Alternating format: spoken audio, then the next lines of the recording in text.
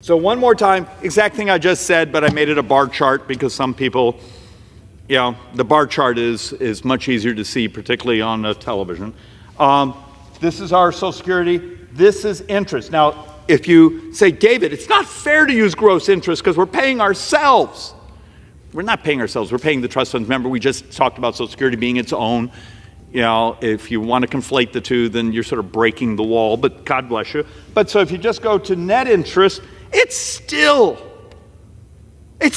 right there at the second biggest expense we have in the federal government this year.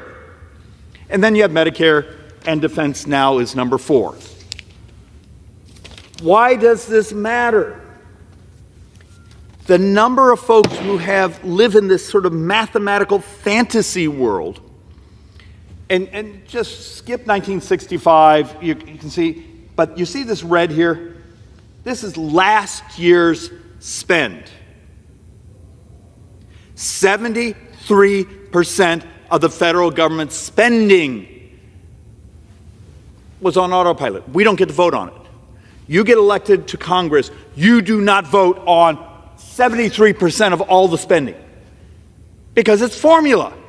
You worked your 40 quarters, you get the Social Security. You hit a certain age and participate, you get your Medicare. You're part of a certain tribal group, you get this.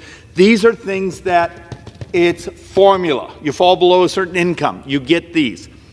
Defense was 13% of our spending last year.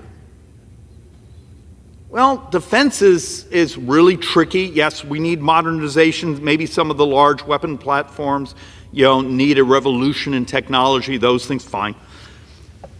But the fighting you hear, the fighting that ultimately removed the speaker, the things that go on here, is over this little green wedge here, that's 15%. 15%. Punchline you need to just burn into your mind. All this green is borrowed. All this blue is borrowed. And last year, about $400 billion of the red was borrowed. Everything a member of Congress votes on is borrowed money. Sink that in. Everything we vote on is on borrowed money. But the frustrating thing is, we have absolute battles here on the floor in our committees, trying to save a little here, trying to save a little here. Fine. We should do it. One of the reasons the appropriations bills are taking so long is we're breaking them down line item by line item, saying, does this make sense? But stop pretending that in the end of 10 years you'll even notice those differences. They won't even show up as rounding errors because we're borrowing. Yes, friends, it is coming very soon. Millions of Americans will be receiving an $1,800 benefit check in just a few days.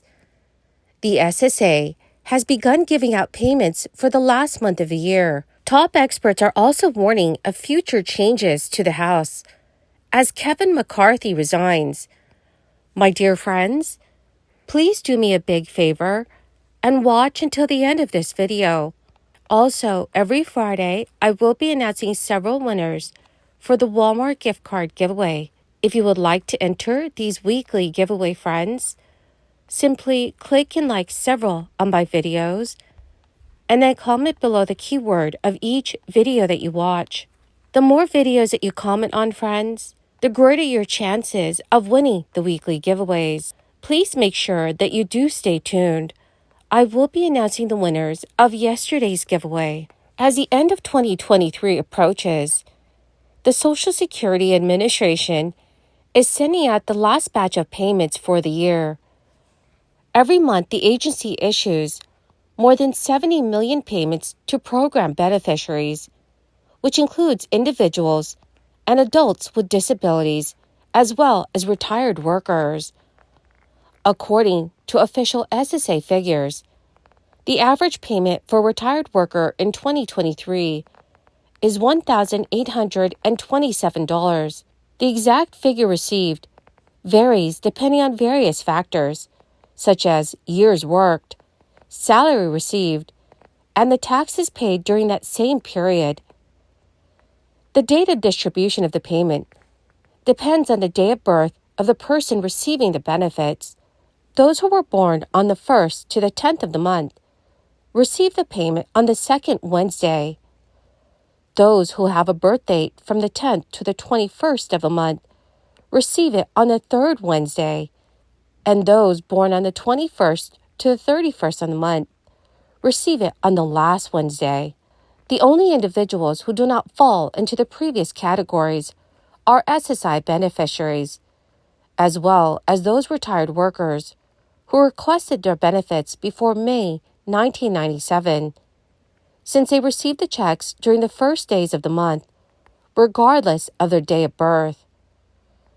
Taking into account the average amount and payment schedule, the people who receive an approximate check of $1,800 this Wednesday, December 13th, are those retired workers who requested the benefit after May 1997 and who were also born from the 1st to the 10th of the month. Former House Speaker Kevin McCarthy's announcement that he would leave Congress came as a very big surprise to his closest colleagues, but his decision to do so 1 year before the end of his term poses great challenges for his party.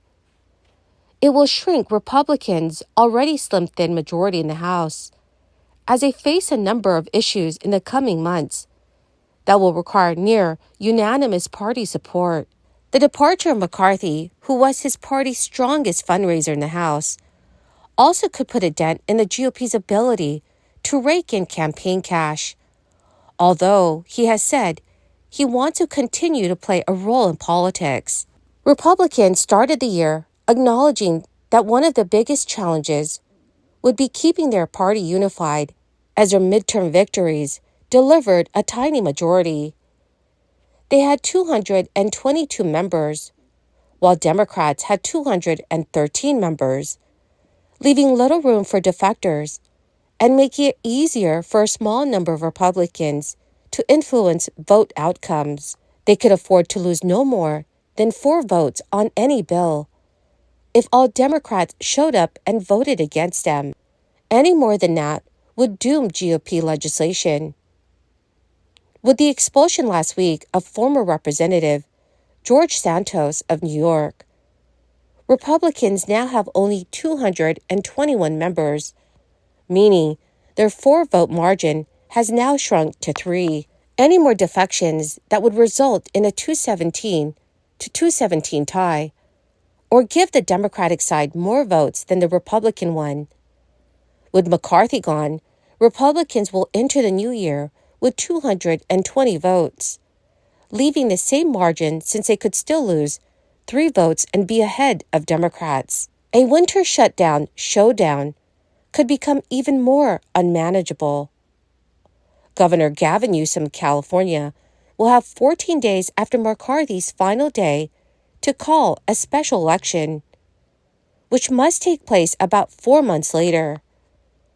For years, Kevin McCarthy has traveled to hundreds of districts across the nation, bringing in millions of dollars in campaign cash for candidates and helping Republicans win control of the House in 2022. He has said he planned to remain engaged in Republican politics. Another Republican, Representative Bill Johnson of Ohio, has announced he will also leave Congress in several months to become the president of Youngstown State University, though he has not said precisely when. Well, my magnificent and most marvelous friends, that is the end of my daily stimulus update video for today. Thank you so much, friends, for being part of this community. The winners of yesterday's Walmart gift card giveaway is Jill Shin and Carla Navarro. Congratulations, my dearest friends. To claim your gift cards, please check your notifications page and send me a message. Or, dear friends, you could message me on my Facebook page.